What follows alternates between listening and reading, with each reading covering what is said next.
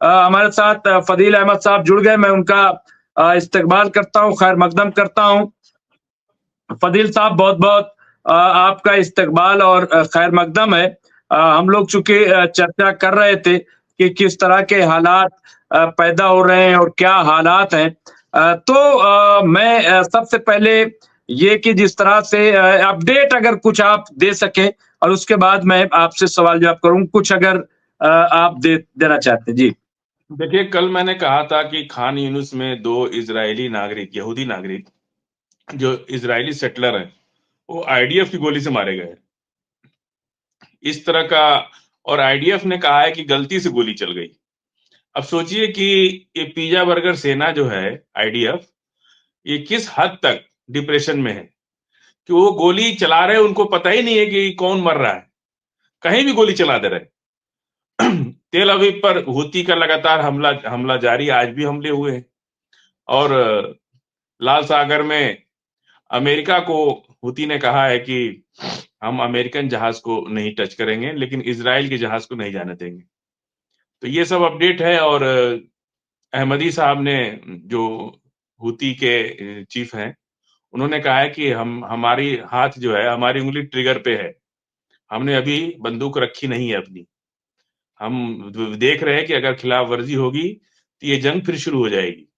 और अभी भी तेल अवीव पर हुतीज के आज भी हमले हुए हैं और लगातार मिसाइलें चल रही हैं।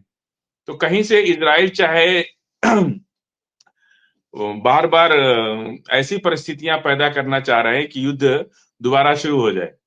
और चूंकि उनको आपस में इतना जूतम पैजार हो रहा है इजराइल के अंदर, मिनिस्टर्स इस्तीफा दे रहे हैं, विपक्ष उनके निशाने पे है, वो तमाम अधिकारी, आईडीएफ चीफ ने इस्तीफा दे दिया, कई बड़े अफसर भी इस्तीफा दे रहे, और विपक्ष के लोग लगातार नेतन्याहू को हटाने के लिए बात कर रहे।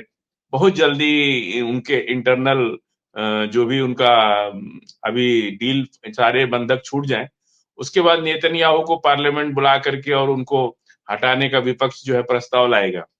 पूरी तरह तैयारी हो रही है वहां पे, और उनको हटाने के लिए प्रस्ताव लाएगा। और उसके बाद अब इस पक्ष में ईरान, रूस, चाइना और फिलिस्तीन, ये सारे लोग अब डिप्लोमेटिक, अभी भी हुती नहीं रुक रहा है। आज भी लाल सागर में वो किसी को जाने नहीं दे रहे। और इजराइल की जहाज को तो, चाहे किसी देश से भी इजराइल जा रहा है या इजराइल का जहाज किसी देश में जा रहा है, उसको जाने नहीं दे रहे। 2 जहाज को उन्होंने समुद्र में डुबा दिया। आज गैलेक्सी जो जहाज थी, उसके जो क्रूज मेंबर थे, उनको आज छोड़ दिया। ये सारी अपडेट्स हैं। और सारी चीज मिलाकर के इजराइल जो है, अभी भी या तो इजराइल नेतन्याहू के साथ कोई साजिश हो रही है, क्योंकि नेतन्याहू हॉस्पिटल में है, अभी पूरी तरह से ठीक नहीं हुए। वो कौन ये काम कर रहा है कि खुद आईडीएफ जो है यहूदी नागरिकों की हत्या कर दे रही, जो सेटलर्स हैं खान यूनिस के अंदर, उनके ऊपर हमले, और खान यूनिस पे भी आज इजराइल ने हमला कर दिया।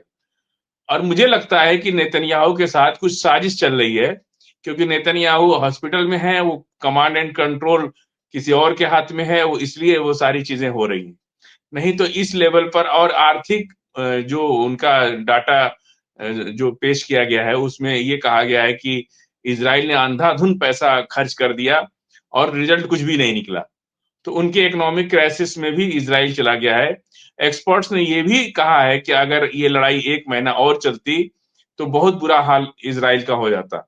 उनकी इकोनॉमिक रिसेशन बहुत ज्यादा हो गया, बहुत ज्यादा नुकसान हुआ।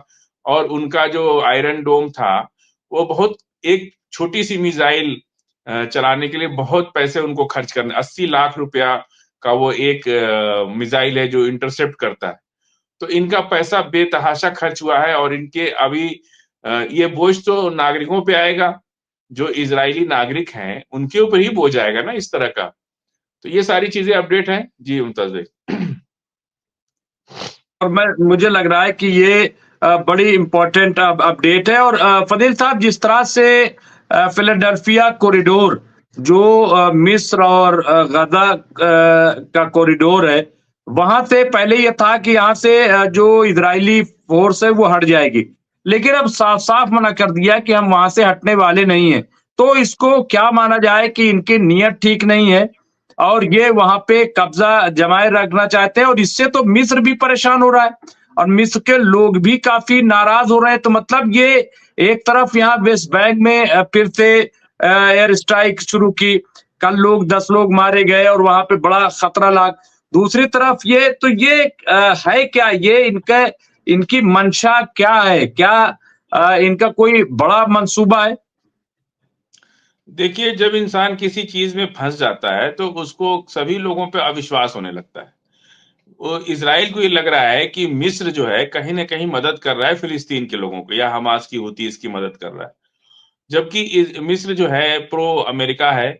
और उनको ये डर है कि कहीं मिस्र का जो रफा बॉर्डर है वहां से जो उनकी ट्रक्स वगैरह आनी थी, राहत सामग्री, तो उसमें इनको डर रहता है कि कहीं ऐसा ना हो कि राहत सामग्री के नाम पर हथियार अंदर चला जाए।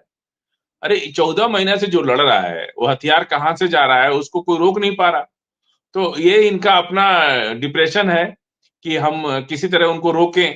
और मिस्र, उनको डर है कि कहीं मिस्र से जो है सेना, मतलब मिस्र का बॉर्डर जो है फिलिस्तीन को मदद न कर पाए, इसलिए मिस्र को वो धमकाने की कोशिश कर रहे हैं। जो हमले हो रहे हैं वो धमकाने की कोशिश है कि भाई अभी तुम्हारा भी नंबर आ सकता है। अरे अब तुम हमास से जब नहीं लड़ पाए, हिजबुल्लाह से नहीं लड़ पाए, हूती से नहीं लड़ पाए, तो मिस्र से अगर लड़ोगे तो क्या हमास, हूती और हिजबुल्लाह छोड़ देंगे तुमको? इस वक्त तो किसी से भी अगर अगर कल को ये जॉर्डन पे हमला कर दे, इसराइल अगर जॉर्डन पे, जिस तरह से आप देखिए सीरिया में गुलान हाइट पे जाके बैठ गए, कब्जा कर लिए, और मिस्र पर इसे, ये इनको लग रहा है कि कुछ हम बस दुनिया में हमारी चर्चा हो जाए कि हम कुछ कर रहे हैं। ये चर्चा कराने के लिए कुछ न कुछ ऐसा कर रहा है जिसमें दुनिया में ये चर्चा हो जाए कि इसराइल खामोश नहीं बैठा है। ये केवल दिखावा कर रहे हैं, और दिखावा करने करने के चक्कर में ये और अभी बुरी तरह फंसे और इनको नुकसान उठाना पड़ेगा। जी। तो सही कह रहे हैं फजील साहब, और ये जाहिर है कोई इन पे भरोसा नहीं कर रहा है, कोई इन पे एतमाद नहीं कर रहा, और मुझे लग रहा है कि हमास जो है वो फिर अपनी पूरी तरह से कमान उसने संभाल ली है, फिर वो पूरी तैयारी कर रहे हैं, और हूती तो पहले ही से तैयार है। हिजबुल्लाह भी यहाँ पे, सीरिया का आपने जिक्र किया तो वहां पे तो बाकायदा मिलिट्री बेस बनने लगा। तो अभी लेकिन इस पर कल परसों से ये खबर चल रही है फजील साहब, लेकिन तुर्की बड़ा खामोश है। तुर्की इस सिलसिले में कुछ नहीं बोल रहा है। क्या इसके पीछे क्या वजह है, क्यों ये खामोशी है, और क्या ये एक तरीके का कब्जा है सीरिया पर इजराइल करना चाहता है? इसके पीछे क्या मोटिव है?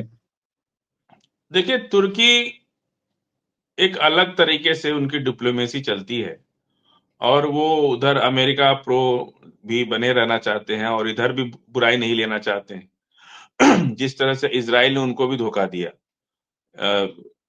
उन लोग, किसी को ये उम्मीद नहीं थी कि एसटीएस को इस तरह से स्पेस मिल जाएगा कि ठीक है तुम जहां तक आना चाहते हो आ जाओ। और बशर अल असद साहब कुछ दिन के लिए चले गए छोड़ करके कंट्री, तो टर्की का और गोलान हाइट पे इसराइल आके बैठ गया। देखिए, इसराइल से टर्की का भी क्लेश है साइप्रस को लेकर के। कई बार साइप्रस में मिसाइलें भी चली, गोलीबारी भी हुई। साइप्रस जो है टर्की का हिस्सा है, लेकिन इसराइल उस पर भी कब्जा करना चाहता है, क्योंकि साइप्रस जो है टर्की और इसराइल के बीच में एक टापू है छोटा सा, जो एजुकेशन का हब है, काफी अच्छा है वहां पे, वर्ल्ड के एजुकेशन हब है वहां पे। और साइप्रस को लेकर के इनकी इसराइल और टर्की में भी आपस में कई बार गोलीबारी और कई बार टेबल टॉक भी हुआ इनके साथ। तो अब साइप्रस का मामला तो अभी चल ही रहा था, इसलिए फिलिस्तीन का मामला था, तो फिलिस्तीन के युद्ध से 2 महीना पहले वहां भी गोलीबारी हुई साइप्रस को लेकर टर्की के बीच में।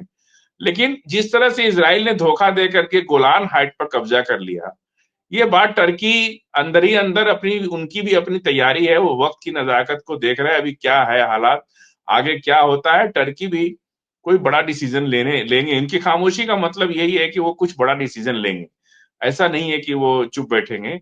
और ओआईसी में उनकी एक काफी दखल है, तो ऐसा नहीं लगता कि वो चुपचाप बैठे। हाँ, ये है कि वो वक्त का इंतजार कर रहे हैं कि आगे क्या माहौल बनता है, उस हिसाब से वो अपना कुछ करेंगे। उनके प्रति कोई भले दुनिया में कुछ भी बातें होती हैं, लेकिन हर कोई तो नहीं लड़ेगा ना आकर के। अब ऐसा थोड़ी है कि अरब लेके बंदूक आ जाए कि हम भी लड़ेंगे तुमसे। लेकिन बहुत सी चीजें होती हैं, लोग एक दूसरे को मदद करते हैं, पैसे से मदद करते हैं, कुछ लोग संसाधन से मदद करते हैं। और जो लोग ये कह रहे हैं कि अमेरिका इज़राइल जो है अ, अंदर खाना नहीं जाने दे रहा, ये नहीं जाने दे रहा। तो मैं एक बार आपके चैनल पे ही मेरी बात हुई थी कि जब इतना हथियार जा सकता है अंदर, तो दवाइयाँ और खाना भी जाता है, ऐसा नहीं है। हाँ, ये ज़रूर है कि युद्ध तो युद्ध होता है। जब आपके बाढ़ आ जाती है या तो सूखा पड़ता है या कोई ऐसी आपदा आ जाती है, तो सभी लोग अस्त-व्यस्त तो होते हैं। लेकिन एक-दूसरे की मदद से सभी लोग चलते हैं। तो आज जो है एक रफ़ा बॉर्डर से जब सामान अंदर नहीं जा पा रहा है, इज़राइल नहीं भेज रहा है, उसके बावजूद भी इनके जोश में कोई कमी नहीं आई। लोग भूखे रह के हवाई चप्पलों से बम मार रहे थे। औरतें और लड़कियाँ खाना बना करके खिला रही थीं। कोई किचन में काम कर रहा है, कोई जो है बंदूक चला रहा है, कोई आईडीएफ से लड़ रहा है। सबने अपना-अपना काम बाँट लिया। यहाँ कोई नौकरी नहीं कर रहा था। फिलिस्तीन के इस युद्ध में कोई मतलब तनखैया आदमी नहीं था। वो अपने इमोशन के लिए लड़ रहा है। हर कोई देखिए शहादत जो है, ईमान का पक्का एक है कि अगर आपको ईमान है तो आप शहादत के लिए कभी भी ख्वाहिशमंद रहते। शहादत जो है हर ईमान उसी का है जो शहादत को दिल से लगाए। तो ये तो एक इस्लाम ने जो है एक सबके अंदर एक दे रखा है कि भाई हर मोमिन का जो है शहीद होने का सपना होना चाहिए। तो ये बात फिलिस्तीन के लोगों ने दिखा दिया कि 46,000 मरने के बाद भी इतनी बड़ी ताकत 2 कंट्रीज़ दुनिया की सबसे बड़ी इज़राइल और अमेरिका मिल करके फिलिस्तीन को मिटाना चाहे। जब युद्ध शुरू हुआ, तो लोग ये कहते थे कि 1 हफ्ता बहुत है। लेकिन 14-15 महीने से लड़ के इन बहादुरों ने जो इतिहास लिख दिया, आने वाली पीढ़ियाँ उसको याद करेंगी। जी।